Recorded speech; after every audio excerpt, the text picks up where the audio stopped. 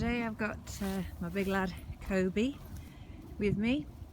So every now and then I'll still have Kobe on a school day with me just to go over things, keep refreshed on his behaviour, but he's just improving constantly, and that's maturity as much as anything else.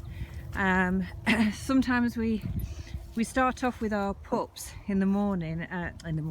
We start off with our pups at the beginning, and we do a bit of obedience with them, sort of in the 4 or 5 month bracket, and they're doing great, and then they just don't do great anymore and they do their own thing, they turn a deaf ear to us.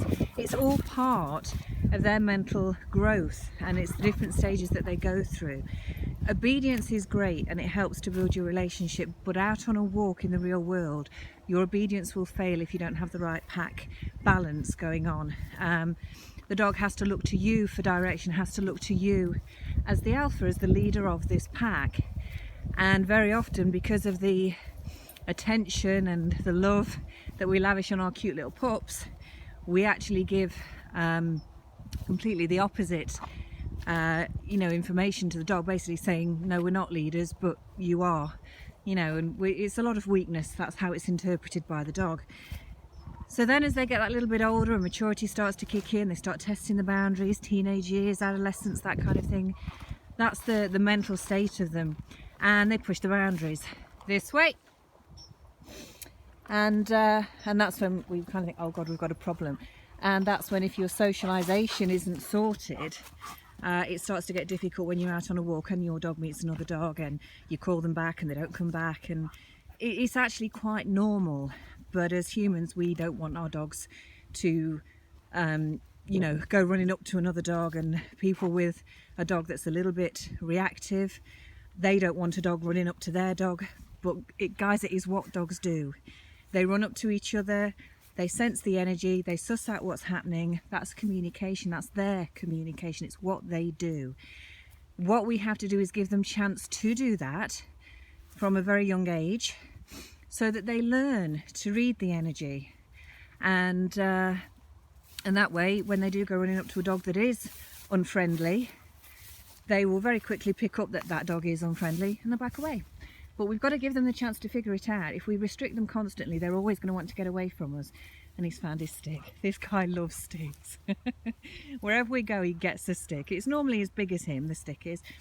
So anyway, so Kobe went through a lot of changes mentally as he was growing up. And when he got to the 11-12 month mark, his testosterone just went through the roof, to the point where it was causing him major anxiety. And the guy just could not concentrate, he couldn't function, he was in such a high stress state. And it's because of all his testosterone and his hormones. And he was a case where castration was, a really big part of sorting his behaviour out. Not always the case, but it certainly was with him. And he's one of the more extreme cases I've seen with that as well. So anyway, here we are. What is he now, 18 months old now? 16, 18 months old? I forget how old these dogs are. I see that many of them. And he still gets a little bit strong on the lead. He gets excited, he's a big dog. And he's probably not always the calmest of dogs when he starts to, like that bit of a switch, which a lot of dogs have. When they get that bit of a switch, it's very quick for them to slip into that anxious, heightened state of mind. And when a dog gets into that state of mind, they find it very, very difficult to take direction from you.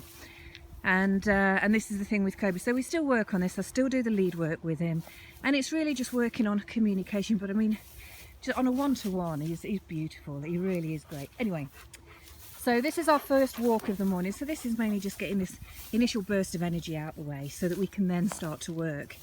And from this off-lead work, where he's just sniffing and being a dog and doing his thing, I'm just randomly changing direction and he's following. I'm barely having to even say this way. He's really good with that. We built that up really well.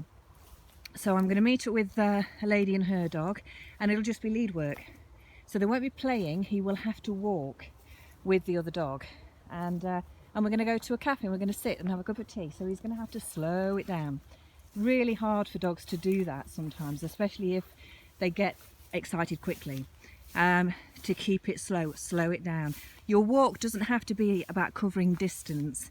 It's the structure of the walk, it's what you put into that time when you're out, and it's making his mind work. And by slowing him down and restricting that movement and just watching everything happen without reacting, that's mentally draining for them. So that's what we're going to do this morning. And then this afternoon he's going to pair up with Frank, because the two guys, they love each other. They play so rough, and they know what the boundaries are with each other, and they can play rough. So they'll both just get that pure enjoyment this afternoon on this afternoon's walk. So yep, it's my boy Kobe. So this way.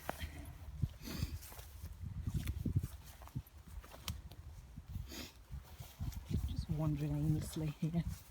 Oh, he's got another stick.